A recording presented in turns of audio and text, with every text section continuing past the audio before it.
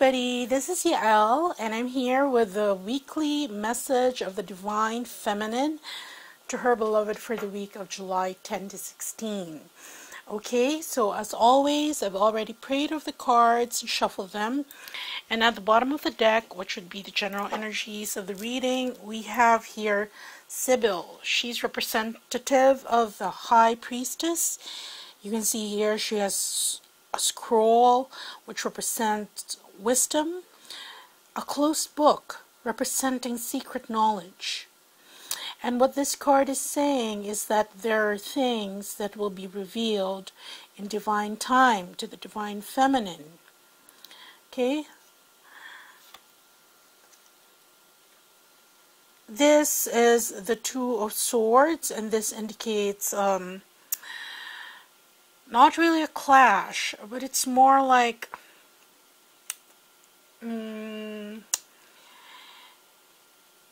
throwing things out there and trying to analyze them, more like brainstorming when it comes to situations. And in whatever situation in which you encounter an opposition, wisdom is being urged, because here we see this owl here atop the crossed swords, and the owl is also representative of Athena, wisdom, but Athena is also the goddess of war. So it's saying that this energy could go either way. That's why when you're in a deadlock or in an argument with somebody and you're just butting heads, or it's a situation wherein you're caught between a rock and a hard place, still continue to exercise your wisdom in pushing forward, because that's going to help and determine how that situation is going to be resolved. Especially when it comes to here, nurturing. We see here this woman, she's watering these cups, and in these cups there are seedlings. Some of the seedlings have already blossomed into full flower, full bloom. The others, she's still taking care of them. So there, and we have here the Eight of Coins, signifying focus in what you're working on, especially in 3D. And then we have here the Queen of Cups, and I think this sums up a lot of the Divine Feminine nowadays, because they still cherish, they look at this cup lovingly, and this cup is representative of their twin flame relationship, even if there is a question mark there, because this cup hasn't opened yet. So despite the fact that the cup hasn't opened yet, and there's still so many questions that remain unanswered, it's going to be given when it's time.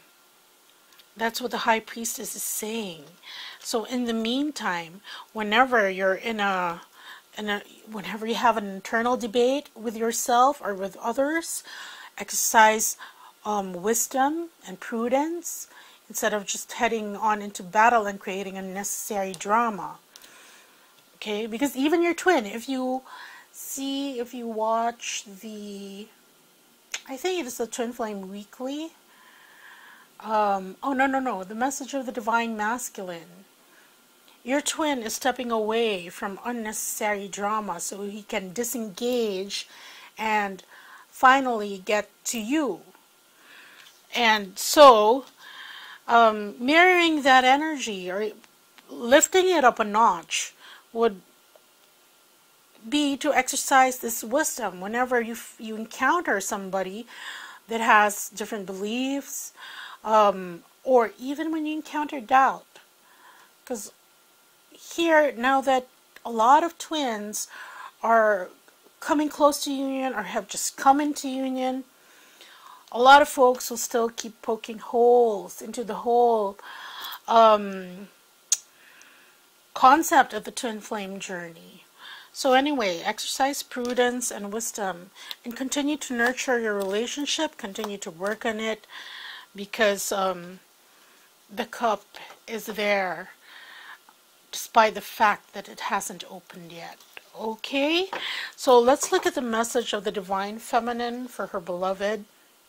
The first card that we have is the Five of Swords.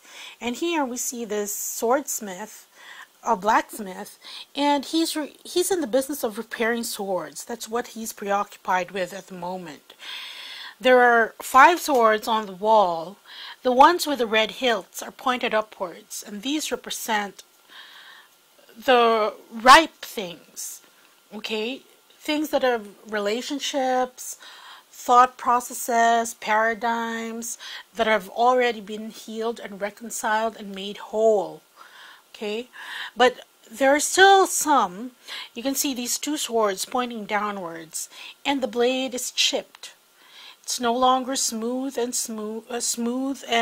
sharp, and that's what this swordsmith is repairing. So we'll see later on with the clarifying cards what that means.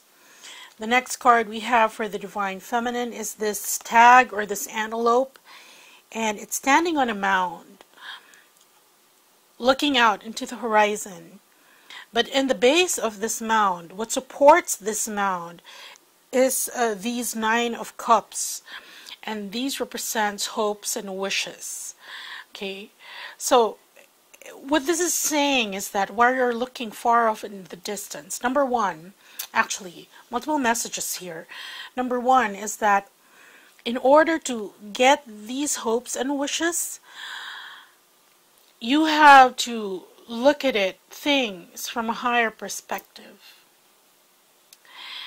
And sometimes, the second message is that while you're looking out into the distance from this elevated position, you may not realize it, but where you are is supported already by these hopes and dreams that have already been given. Okay, I know, I'm pretty sure you've heard that ask and you shall receive.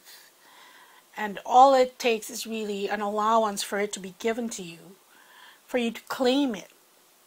And this is it. It's like it's under your nose. It's there. It's the foundation of why you can see things from a bigger perspective, from bird's eye view. It's the aerial view. You can see of how the divine blueprint is playing out.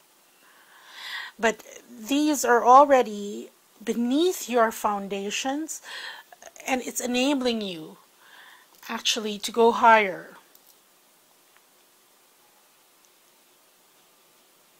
Oh, okay, and they're telling me also that when it comes to this journey, because it is your desire to ultimately be with your other half or your twin flame, that's sort of the fuel that motivates you to go higher. Okay? And the next card that we have for the Divine Feminine is the 9 of Staffs. And here we have a crow, and it's sacrificing itself into the fire, because this is a card of sacrifice, even self-sacrifice. It's the penultimate card to the 10 of Wands in this deck, which is represented by a phoenix. Okay?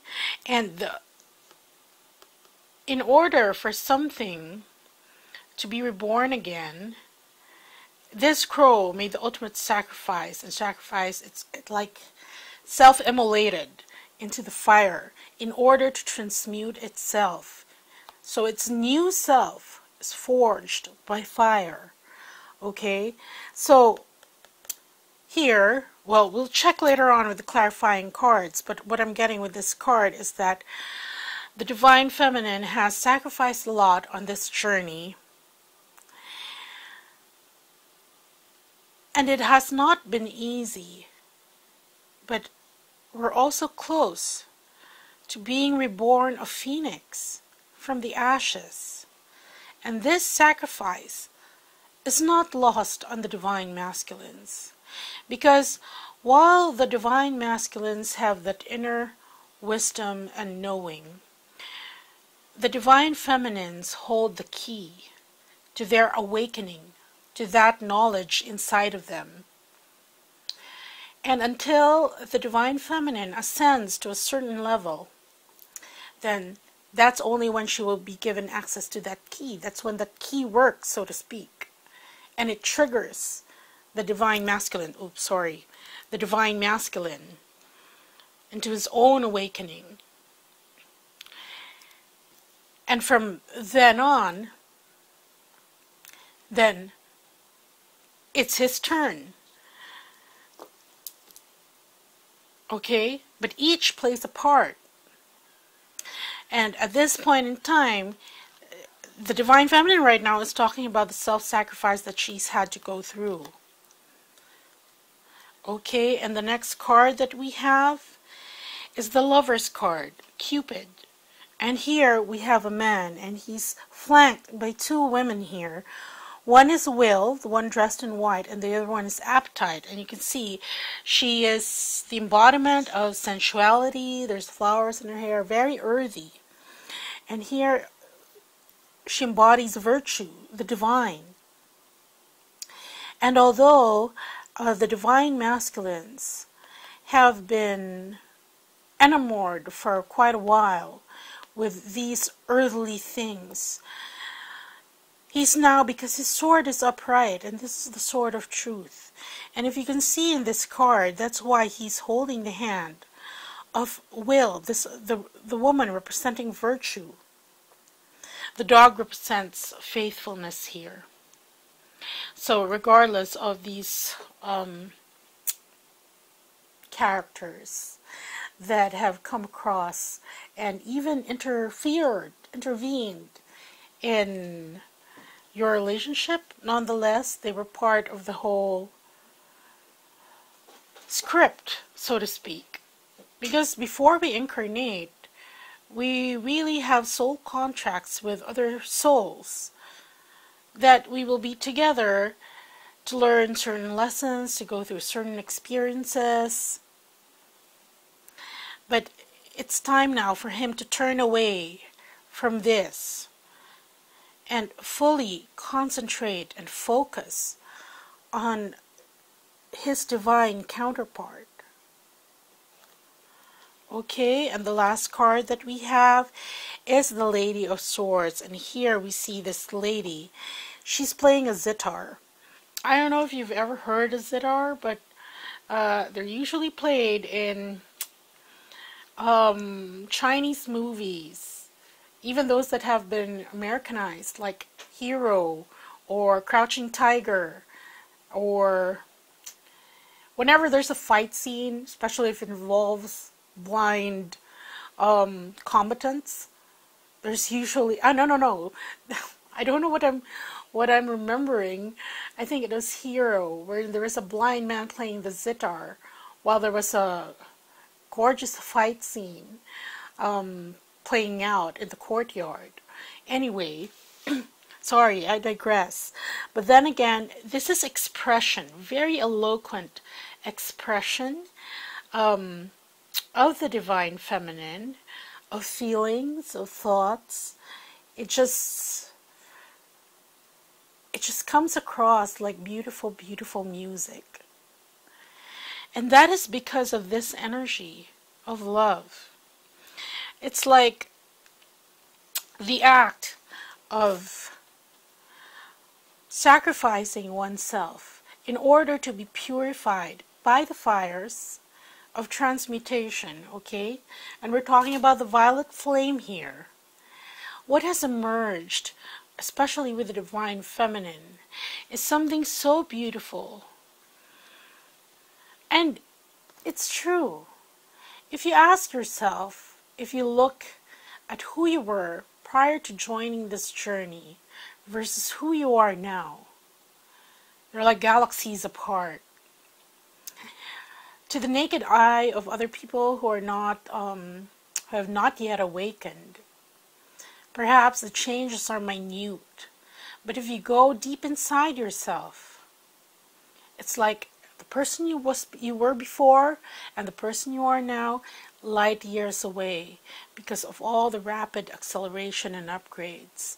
And that took its toll. That's why there was sacrifice needed for the higher perspective and for healing to occur.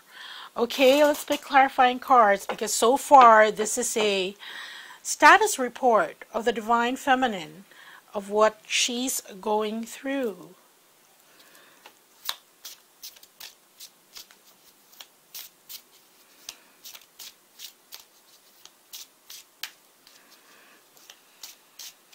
Okay. Okay. Here for the Five of Swords, this delay. Okay. So there's some things that took time to heal when it comes to the Divine Feminine. She may still be even working on it, because that's a delay. Now, don't beat yourself up on that, because there are some things that, you heal at your own pace. It's like a wound. Whenever someone has a wound, yes, there's a general that it's going to heal in 1 to 2 days, but then again, it depends. It depends what's inside of you. If you're diabetic, it might take longer, So here, 9 of Cups. Support. See, we're receiving support from the Divine. In this, your hopes and dreams, they support you in your quest for ascension. Okay, for the 9 of Wands, or Staffs. Okay, this is pleasure. Now this seems somewhat masochistic. Okay, that you derive pleasure from pain. But then again, this sacrifice, she did it willingly and happily. That's what this is saying.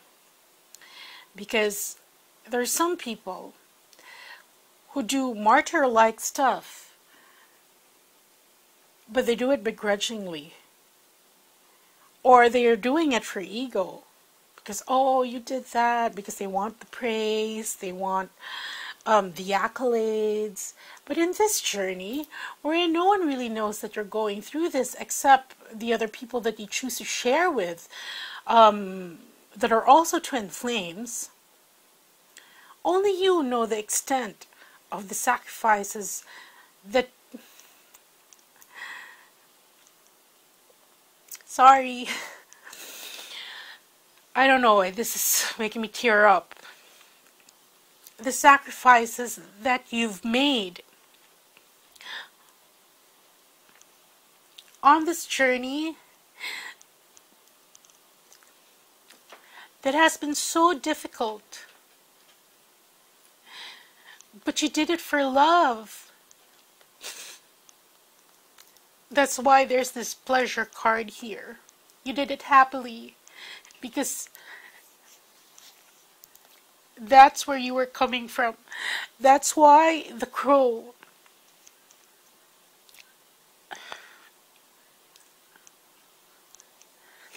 That's why this crow voluntarily flies into the fire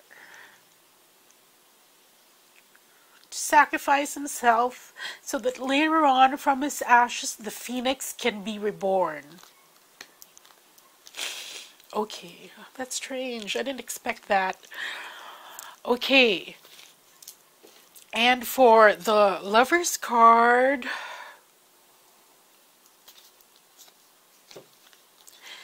see, this is intelligence. It is smarts. It is use what you've learned thus far in this journey when it comes to matters of the heart, when you relate with other people. So now this is a period wherein we're making conscious relationships with other people, and this doesn't pertain to your twin flame alone.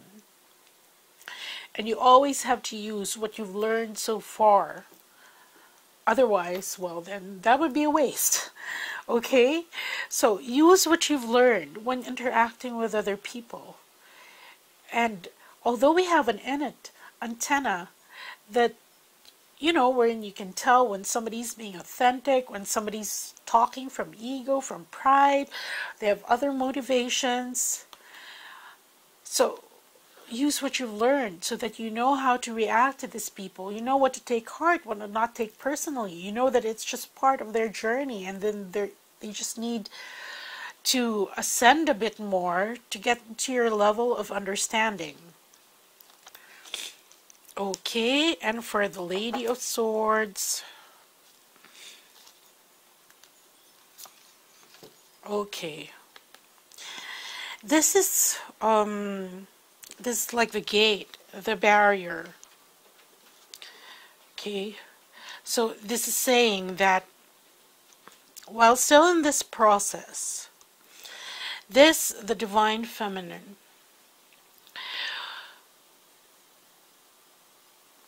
while she has much to say, has much to express, has much beauty within to share, has much light to give, right now she's keeping that at bay. And rightly so, because it's still here in this process.